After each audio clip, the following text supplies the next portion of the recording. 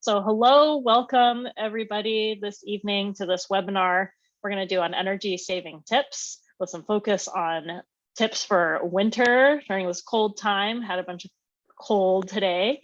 Few reminders for a webinar is in this format, we ask that you put any questions that you have in the Q&A. It makes it a lot easier for me to follow and track and be able to circle back to those if I don't see them right away in the chat. And I have the settings so that, because I knew it wasn't going to be a huge group, I have it settings so that other people can respond to or comment on other people's questions, or you can upvote if there's certain questions that you really like that you'd like to see addressed. Of course, feel free to use the chat as well. And if you want everybody to see it, make sure you just click everyone. If for hosts and panelists, I'm just the only host / panelist today. So if you just want me to see it, you can send it there so that I can do that. Like if you see me have something funny on my face or something, you can give me a warning about that. I appreciate it. And this is being recorded. So once this gets rendered and available, we'll get it uploaded on YouTube and send out the link so that you can share it publicly, and also we'll have access to it if you miss something or want to share with other people. So really appreciate you all being here today. Start out with our land acknowledgement. I work for an organization called Renewable Energy Alaska Project, or REAP. We're a nonprofit organization. We live and work on the ancestral and current lands of the Dena'ina Almena, Atmen, and Tlingit Myself personally, I'm on Dena'ina Almena outside of Betna, which is also known as Wasilla. And so if you haven't already introduced yourself in the chat, please do so now. And you can also include the land that you are on. If you're not sure or you're interested in learning more about land acknowledgements, you can check out this nativeland.ca is a really great website to learn more about that. And I work for like I said, I work for REAP. And this webinar is made possible through a program that we do called AK Energy Smart, which provides curriculum for K through Gray, although we do a lot of focus on K through 12, to provide this free lessons and activities and resources for educators and others to use to learn about energy. And that program is made possible by funding from Alaska Housing Finance Corporation. So I know we've got a few folks from AHFC who are joining on, but that's why their logo is here as well. I work for REAP, but this AK Energy Smart program is funded by AHFC. So we get that money from them. Appreciate all their support that they do for us. And so what we're going to do today is I'm going to talk for like 30 or 35 minutes. I don't want to spend too long, but after this intro, we're going to talk about some of these basic tips, what you can do around heating, insulation, water, electricity, a brief look at an energy assessment tool that we've developed, and then spend the last 10 or 15 minutes with some time for Q&A, discussion. I know we don't have a huge group, so it's like we have about 14 or 15 people here. So if we're going to be able to, if we want to do more of a discussion style, be able to allow you guys to, speak there at the end. But feel free, like I said, to use the chat as we go along and put questions in the Q&A.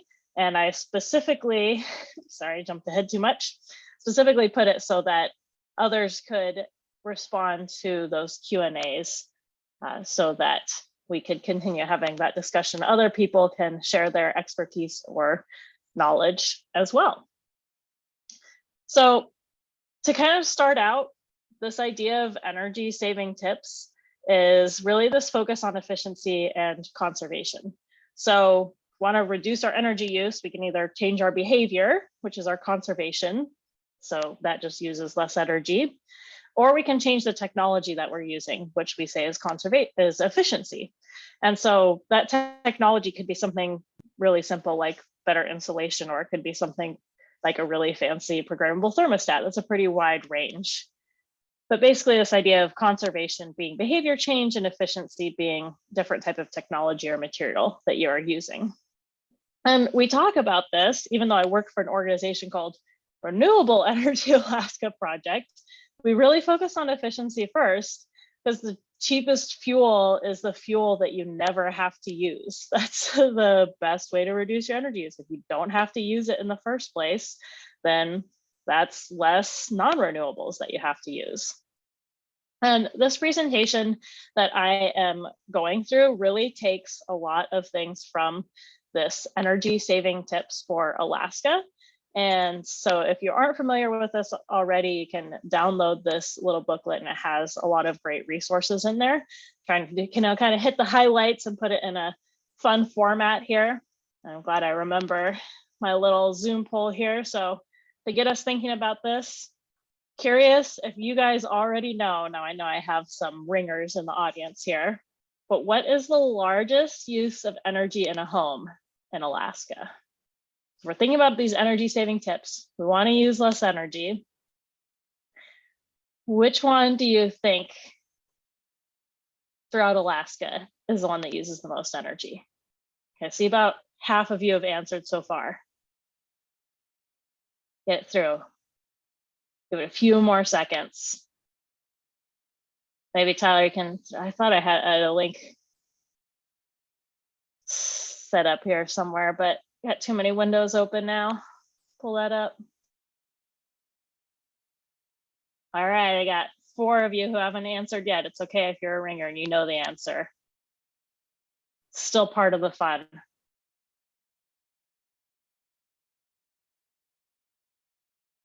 All right, so the correct answer is space heating, and which most of you, as I expected, knew that. But our electricity and our water heating are also really big energy users, of course, as well. So space heating for sure. And so we're going to talk about space heating first. And so when we're talking about these energy costs, where most of us, I live in South Central, a lot of us, it looks like, are in South Central. And like 73% of our household energy costs have to do with space heating. And the only area, of course, that has more than that is in interior Alaska, the 77%. But even still, this is a huge amount of our energy use and the cost that we spend on this. And so we really, when we're thinking about efficiency and people want to know how they can use less energy, heating is definitely the first step. So what are some of the things that you can do to save energy when you're looking at heating? Well, unblock your air vents and radiators and registers. Don't block stuff in front of it. Let it do its job. Let it share that heat throughout your house. Seal your fireplace and other holes when they're not in use, as long as it's not something that's supposed to be a hole for ventilation. But anything that's not supposed to be a hole that you aren't currently using, then seal that up. Have a professional tune your heating system. For a year or 2 is really important.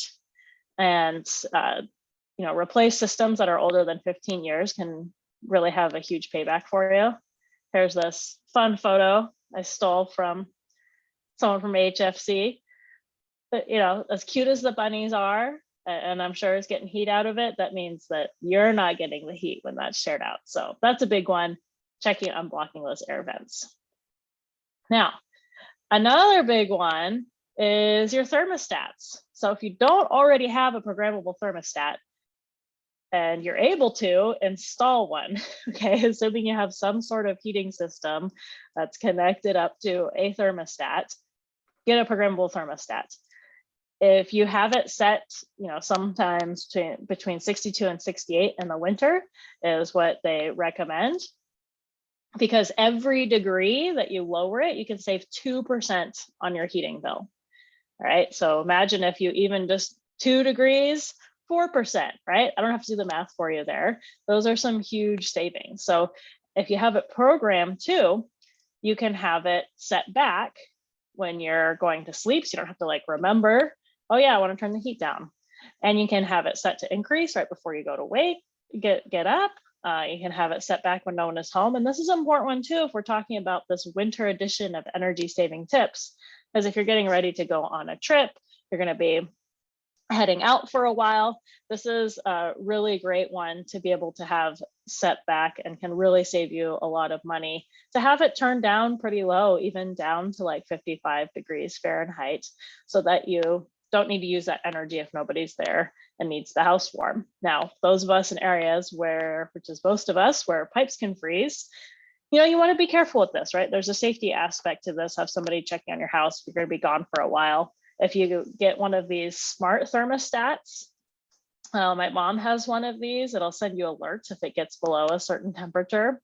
And it's set up, she leaves the state for several months out of the year. And so I'm also set up as somebody who can check on and see those alerts if the temperature gets too low, so I can go over and check on it.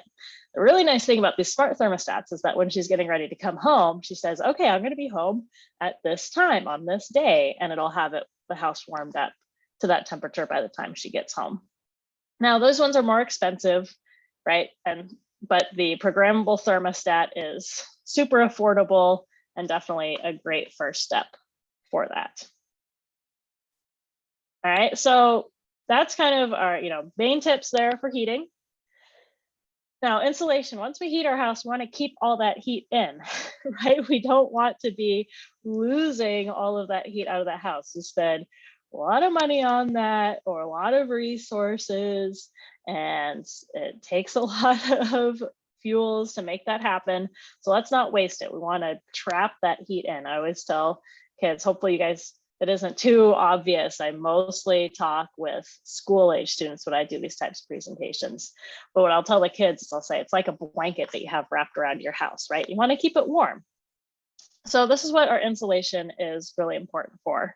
So identify those major air leaks, figure out where they are, get a piece of paper or piece of string. If you're not sure, you can see where the air is moving that string. Caulk those cracks and gaps. That's really inexpensive. Even these kids can do it. There might have been parental supervision involved with that, but it's not too difficult. You can make that happen. Replace those thresholds or attach sweeps. Or I know some people put down towels. If you do put towels down, check it every few days, make sure they don't get too wet. Mold is definitely not a good thing, right? When we're setting up our house, we want to make sure that we're not creating an area for mold. Repair if there's any broken windows, it's worth it to replace them, right? And if you're able to get those, definitely if you have single pane, make sure you get those double pane. And not all windows are created equal, so make sure you're getting those really insulated, and make sure they're fully closed and latched. Sometimes I'll run into this as well. We have this one window in our kitchen that we slide open sometimes to be able to pass through things outside. And so I have to be really careful to make sure I actually get it closed all the way. And that's really helpful to use that latch on it if you have those latches on your windows, because that makes sure it seals. And those weather stripping, it works better when they have some sort of pressure on them. So having that seal, make sure they're closed all the way and pushed and sealed, is taking advantage of that seal really well. Having those efficient exhaust fans as well. So you do want to have that exhaust out of your kitchen, your bathroom, or other areas where you might be using chemicals. That's really important. But you can have, not all exhaust fans are made equal, so you can have much more efficient ones. And the ones they make nowadays are super quiet too, which is a huge plus. So those are all things that you can do. Now, if you have bigger projects, bigger issues that you need to tackle, then you might need to get a contractor, which of course adds that cost, but they can do some awesome things for reducing that energy use, like identifying the existing insulation R values. And R value is just the measure of how well that insulation works. So the higher the R value, the better that insulation traps heat. They can also inspect vapor barriers, which is a big way of keeping moisture out, right? Again, moisture bad, not good for heating or health. And they can also evaluate and improve attic and foundation insulation and check, again, for that safety, thinking about that combustion. So here's some photos of using like what a contractor can do, right? So here you're looking at an attic space, hey, somewhere just normal storage, but looking at this infrared camera, you can see that there's some really big differences in temperature. Okay, you have some kind of cold spots here in your ceiling, which you don't want. Okay, that means that you have that heat leaking out. So looking on the inside, this is what's happening. It had some storage up there, insulation was compressed, so it wasn't able to do its job. And so we're able to make an improvement there so that that insulation can work better get that fixed up, that can be a huge savings there to be able to, again, you want to keep that heat in. Insulation is great. All right, so water. Those are our heating insulation, but we use a lot of energy keeping our water warm. So, oops, that's right, I gotta remember to do my Zoom poll. All right. There we go. Here's our next Zoom one. You guys are thinking about this. And then for the contractors, there are licensed contractors out there. Now, HFC has energy raters that they, I'm not sure if certify is the right word, but that they do trainings for and provide them so you can do energy raters. And there are people who are energy auditors as well, who are contractors who do this sort of work, who can provide that full energy audit for you so that they can then say, here are the recommendations for that. All right, got the poll going. So got 6 of you who haven't answered. What do you think the minimum temperature is your water should be set? And what temperature are water heaters actually usually set at?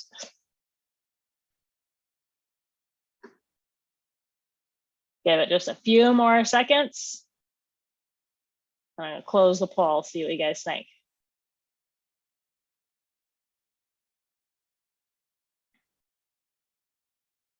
All right. It's your last chance. So here we go. This is what people thought. The minimum temperature that water should be set is 120 degrees. That is the very minimum for safety, to make sure that you don't have pathogens in your water. However, a lot of times they're set all the way up to 140 degrees. So as you can imagine, that's a really big difference in terms of the energy that it takes to keep the water at that temperature, which can be really big energy savings. So thinking about water, that's our first tip for you when you're talking about heating up your water, is turn down the heat. So turn it down to 120, don't go any lower than that. Okay, and if you're concerned, especially if somebody who has maybe immunocompromised, you have somebody elderly living in your home, you can also measure the temperature of the water when it comes out of the faucet to make sure that's actually getting to 120. So don't turn it down lower than 120. But turning it down to that, especially if it was set at that 140, can save 6 to 10% on your energy bill. So again, a huge savings. Though a lot of us probably have natural gas that we use to heat our water, so reducing that natural gas bill can be super, super nice. So what else can you do with the water? Well, of course, we have the simple ones that you always hear as a kid, like, don't leave the water running when you brush your teeth, right? Turn off the water when you're not using it. Fixing those leaky faucets and running toilets, though. I one time did the math in like chemistry class. There was a leaking faucet and we measured how much water was come out of that faucet. It's kind of amazing that constant drip doesn't seem like much, but there's kind of a lot of volume, and it takes energy to pump that water. It may not seem like it, but every once in a while, it takes the energy to then replenish that water that has since dripped out, using those low flow shower heads and aerators on faucets. And again, it reduces that amount of water that you need to use and the energy it takes to pump it and heat it, of course, as well. Sometimes people can like they make blankets for water heaters so that you can add that on as an insulation for an older water heater. Really, they say it probably is better to get a newer water heater, but if that's not something you're able to do, especially if you're a tenant paying for your natural gas, then that could be a fix for you as well. And if you are able to, then it's better to upgrade your water heater, right? Again, if you have an older water heater, probably worth the cost to pay itself back by getting a newer, and they've really become a lot more energy efficient. You can get that new water heater or downsize it. I know a lot of people who are using on-demand water heaters or smaller water heaters, they're just efficient. You don't necessarily need as much water as for that hot water as you think. So electricity. Here we go. I'm really glad I reminded myself to put the Zoom poll things there. Otherwise, I would totally forget. All right. Here's the last poll question for you. Do you know what you pay for electricity? Of course, it's going to be different for different people depending on where you live. Oh, and I forgot to put, I meant to put a more than 25 cents on there. My apologies on that.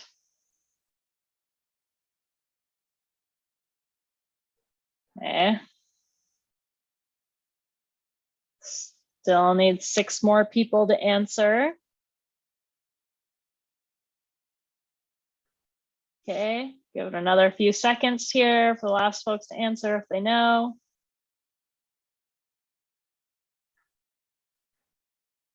All right. So here's our results. So this seems pretty accurate knowing what I saw here in the chat for where folks are joining from. I know I have at least one person from out of Alaska who's joining. And so her electricity is probably less than 10 cents a kilowatt hour, right at that 10 cents kilowatt hour. Some of you who are in maybe Juneau or Kodiak will have that 11 to 15 cents per kilowatt hour. Those of us in Anchorage or Matsu, we're at like 19 or 20 cents per kilowatt hour. Saw some Fairbanks folks on there in that. Yeah, and Homer, I think too, is in this at 20 to 25 cents per kilowatt hour. But this is an important thing. If you don't know how much you're paying for it, then that can be a little bit tricky to figure out where you can save that energy. So it's an important part of our energy literacy, as we call it here at REAP, is understanding how much you actually pay for electricity.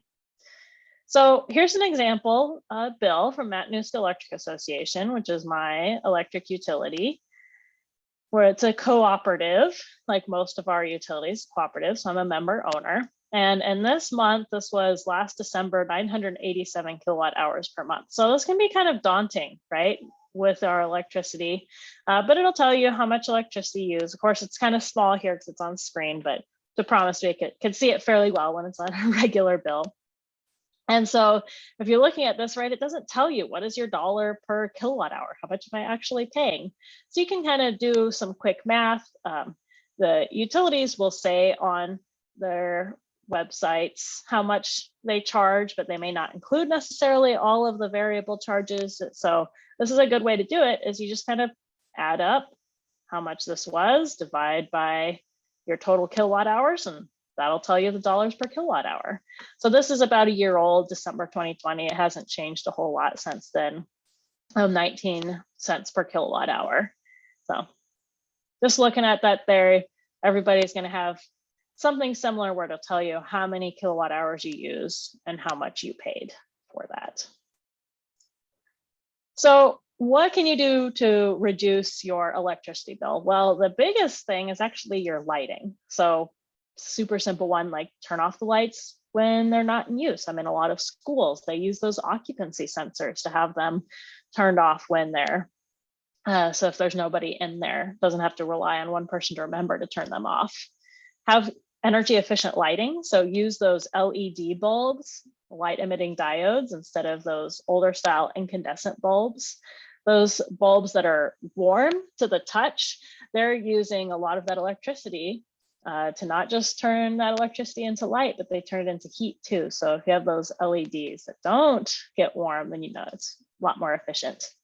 You can get Energy Star fixtures and lamps as well. Another big one is using those timers and occupancy sensors. But thinking about our light bulbs, which are going to be one of the biggest ways that we can make a change. Here's an example of a 60-watt incandescent light bulb. Okay, almost 22 cents. I think you in Fairbanks? Can't remember.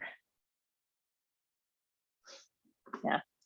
So if you haven't already switched incandescent light bulbs, you can see this huge savings. So it's 60 watts versus a 12 watt or even 10 watt LED, way less operating costs because of that reduced energy usage. You still get the same brightness out of it, right? And in addition, they also last a lot longer. Okay, so Anchorage has gone up a bit. Yeah. Yeah, so if you haven't already switched, it will pay itself back. You don't necessarily need to wait for your light bulbs to burn out, especially if they're light bulbs that you use all of the time. I hear that sometimes, like, oh, well, I'm waiting till they burn out. Well, you know, unless it's a bulb you almost never use, then it's probably worth it to switch to LEDs, not necessarily waiting till they burn out to switch them out and start seeing savings right away. Yeah, switching your incandescents to LEDs. If there's anybody who hasn't done that yet, it's a huge savings.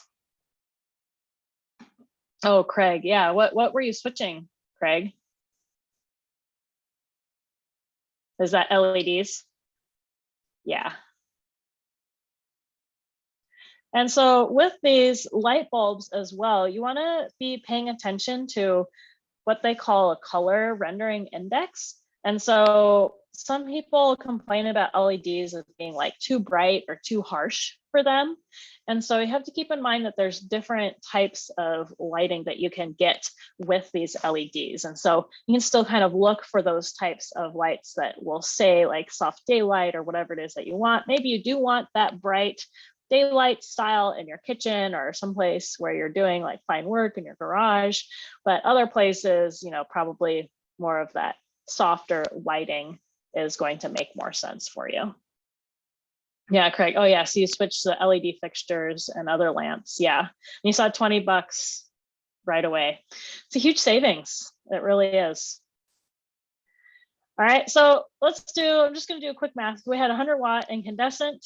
We're running it for 8 hours a day for a year, $67 a year, 14-watt LED, same amount of time, $9 a year. So it really adds up. Now, other things you can do around electronics that don't have to do with lighting is that you can group and plug things into a power strip. So turn it off when it's not being used. We say don't feed the vampire. All right, so those vampire or phantom loads, those are things that are turned off. Okay, you're not currently using them, but they still draw a little bit of electricity. Things that have anything that uses a remote, okay, things that have clocks or little lights on them, they all have those phantom loads. And sometimes that can be 5 or 10% of your bill if these things can really add up. It's getting better, you know, the technologies are improving. You know, turning off the TV when no one's watching it, put things in sleep mode, unplug power adapters and chargers. Although again, the technology is getting better, that isn't quite as bad. And so, oops, go ahead. So, you know, making sure don't feed that vampire, use less, use less electricity, and that can help out too.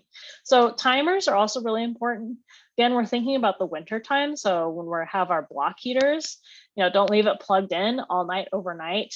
Those things that generate heat really use the most amount of electricity, like our toasters, our coffee pots when they're brewing, our block heaters, our hair dryers. Okay, all those things use a lot of heat, use a lot of electricity to generate that heat. So having your block heaters on timer so that just, you know, goes on about 20 minutes before you're getting ready to leave can make a big difference. If you're going to be gone for a while or going on vacation, but you want to leave some lights on, so to help deter people who might be interested in coming to your house, this is a nice way to do it, having a timer so that the lights go on and off at different times throughout the day. And of course, your tree and other indoor lights, outdoor light strings, anything that you have there, having those on timers. We have our holiday tree set up so that it'll come on just in the evening, you know, for a little bit in the morning, some more in the evening, and then most of the day on the weekends when we're around a lot more. I've also heard the idea for heat tape too. So if you don't need the heat tape on all of the time, that can use a lot of energy, and make sure you unplug that heat tape in the springtime. That can use a lot of electricity if you don't need it. So of course, Energy Star rated appliances for anything that you're buying can make a difference. Use your dishwasher. That can use, it's amazing how much less water and therefore hot water and energy needed to use that hot water. So only run it when it's full. Clean out the lint from your dryer. Let's finish that sentence apparently. And check the temperature on your fridge and freezer, just like with your heater, your water heater. If you don't need it as cold as maybe it's set to, then you can adjust that temperature, 36 to 38 degrees Fahrenheit for a fridge and 0 to 5 degrees Fahrenheit for the freezer. Cleaning the oils and check for leaks in that door seal. Make sure that you are maximizing the amount of cooling that you can get out of that fridge. And then Carolyn says, purchase 3 smart bulbs and turn them on and off from out of town recently with your phone. Yeah, that's awesome. So you don't have to leave them on, and then they can also be at different times of day, so it's not as obvious. Yeah, that's great. So that was a lot, I know. Again, remember to check out that energy saving tips booklet, because there's a lot of awesome tips in there. And kind of, I just want to, keep this in mind for you. Energy conservation is free. You can change your behavior. You can do these things like turning off the lights when you don't need them, turning off those things off power strips, turn it down on your thermostat and water heater. Those don't cost any money. They can have some really huge savings, and there's a lot of opportunities there for that. Energy efficiency can cost you a little bit of money up front, depending on what you're doing, but will really save you big in the long run. And some are, pretty low cost and do it yourself. You don't need a contractor to make it happen. That's kind of this idea of the simple payback, where put some money into it. So this is looking at the graph. It tells you how many years it takes to pay it off. Now this lighting, I think this graph might be a little out of date, because lighting actually I normally see is less than a year for payback. Something like an HVAC or your building envelope is going to take a lot longer to pay back. May not make as much sense. Setback thermostat will definitely make a lot of sense. And you can't manage what you don't measure. So make sure you understand what it is that's using energy in your home, how you're using it, really become aware of your habits and usage. So you can get an electricity monitor for like 15 or 20 bucks at home improvement stores or online on Amazon. A freezer or fridge thermometer is super cheap as well, like $5 or less. So then once you do that, you can measure these things, figure out what you're doing, and have that savings. And you'll have access to this PowerPoint as well. I'm happy to share this. So just briefly, if you want to get more into this, if you want to do more of an energy assessment, not necessarily get a full energy audit from a professional, we have this assessment tool that you can use. It can be done without any supplies. If you have a few supplies, like a digital thermometer, freezer refrigerator thermometer, digital thermometer, infrared thermometers, but sorry, I messed that up, or electricity monitor, that will help. But you don't need it to do this. And it's available for free. I'll put that link in the chat here shortly. But this is what it looks like. There's a PDF that you can print out, and you just go through and you check to see if you have these things. And then if you want to get more in depth, there's an Excel sheet that you can look at that will go into more depth into especially your electricity and heating, and walk you through some paybacks if you're interested in doing some improvements to your home.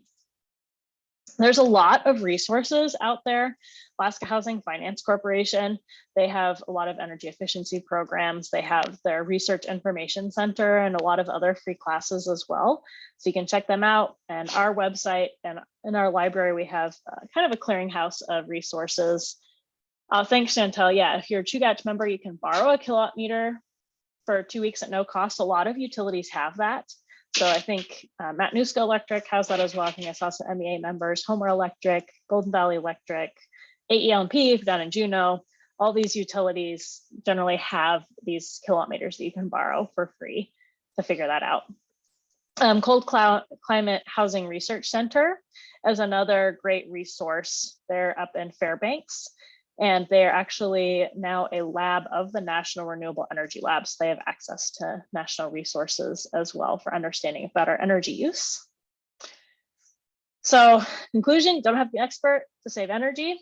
Things you can do at little or no cost. Please feel free to share this. Here's my information. I have a couple of fun slides here I'm going to share at the end,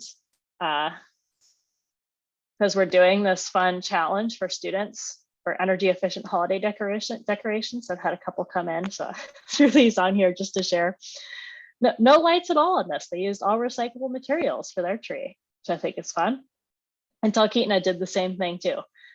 The school, everything they used to make their little tree was second or third use, and they had LED lights. So throw that in there for fun. on that since we're here.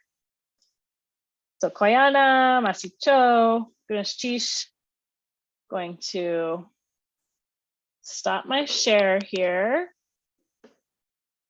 Hit that. I'm going to throw the link to that home energy assessment tool here in the chat as well, so that you can check that out. So what questions do y'all have for me? Or what did I miss? What did I forget? And I got a bunch of experts on here.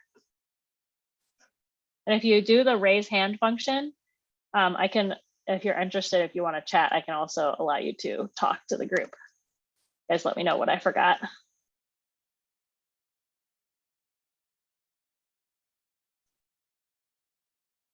How about before we leave then, can you put one thing that was your favorite tip in the chat? Can do that.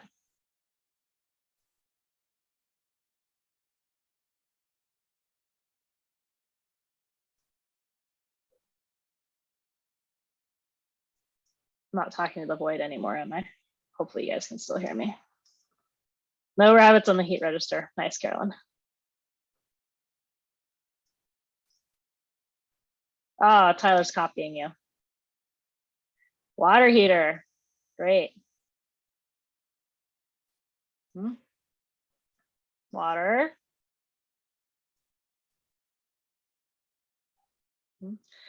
Yep, we say it all the time. You can't manage what you don't measure. Figure out how you're using your energy. It doesn't have to be everything, but just start paying attention to those things. That's great.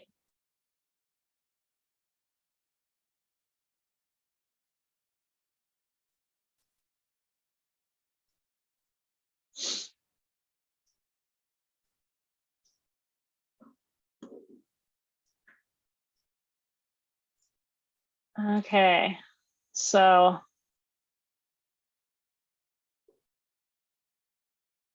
make sure the other thing I wanted to put in here too, for understanding your electric bill. Now each utility probably has one of these. I really like MEAs for understanding your utility bill. So if you are like feeling a little bit lost by all the jargon on the electricity bill, they have this. Chugach has a good one too. There's a link there. So if there's no questions or comments telling me what I forgot, I'm going to throw this link in the chat here for a quick survey about this webinar. So if you can fill out the survey, I'm hoping that once I end this and once you leave, it'll pop up for you so you'll see it, but haven't really used it that much. So throwing it in the chat here too. And go ahead and stop the recording.